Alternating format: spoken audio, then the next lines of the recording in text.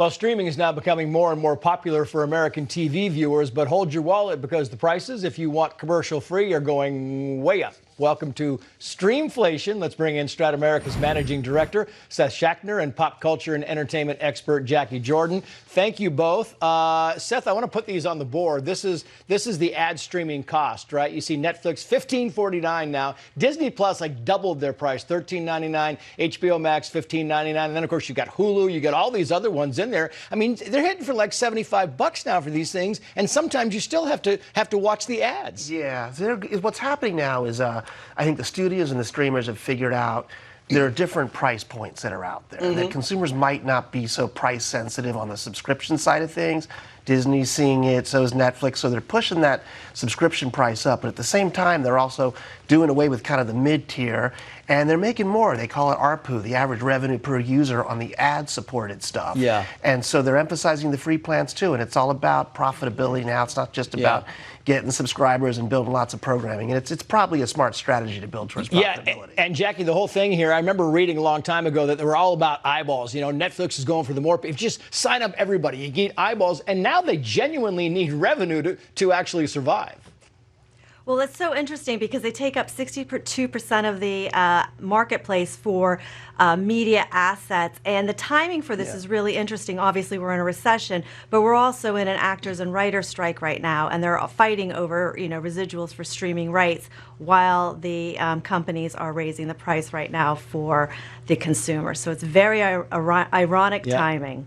It really is. And I want to move on to the next subject, because is anybody watching, following this blindside lawsuit, with Michael Oher going after the Toohey family, and you think, what's going on here? But here's what I don't get, Jacquie. I'm going to ask you this. Why are they asking Sandra Bullock to return her Oscar? I mean, what did she do? Why did she, I mean, what's the point? Why are you attacking Sandra Bullock?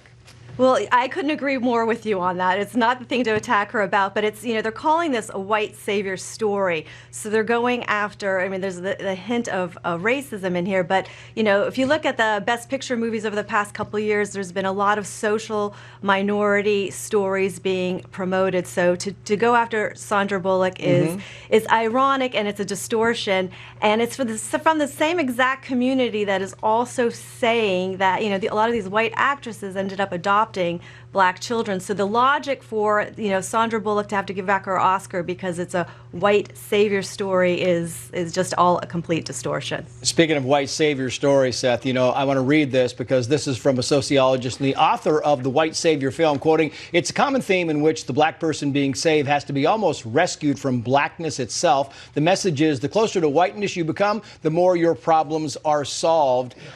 I think what Jacquie's saying there is, I just don't quite get it. They're getting, if you're an actor, you can play whatever you want to play, and it doesn't mean that you are actually doing whatever those person, I mean, it's like playing Hitler in a movie. It's not like you did something nefarious. It is there is a tradition, going back to Kill a Mockingbird and Green Book, all the way through, of this white savior factor. And I mean, it's a difficult, slippery slope here. I think in the creation and writing of Hollywood pictures over time, and we're going back, there probably wasn't enough diversity and representation. So you see that in some of these stories. I mean, I think the good news is that you're starting to see so many different pictures, whether it's Barbie or Get Out or even Squid Games, that are coming from lots of different angles. And I don't know if something like this picture, this was 12 years ago, right, when it was released, that it would even be made or marketed in the same way right now anyway. And so I think it's a little unfair. The Oscar stuff to me is ridiculous because it wouldn't make any difference at all. So it is a little absurd on that But in the last couple years, in our Oscar lineup, we've had 12 years, 12 Years a Slave.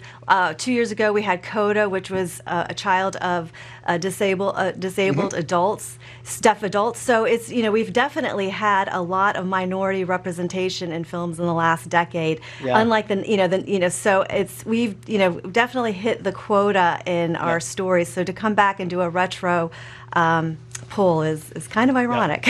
10 seconds, wrap us up, Seth. What? Listen, basically, I think the future's brighter for this just because of the diversity of programming that's being made. I think even the Academy's changed, and all these different streamers out there, whether they stay in business or not, are going to continue to offer lots of different types of programming to keep audiences out there, especially internationally as well. So hopefully it'll get a little better. And continue to hit us for a bunch of money. Mike Lewis wrote a great book. Michael, he did write a great book, and he also wrote Moneyball. People know that as well. Moneyball, exactly. Jacquie Jordan, Seth Schachtner, great to have you both on. Thank you.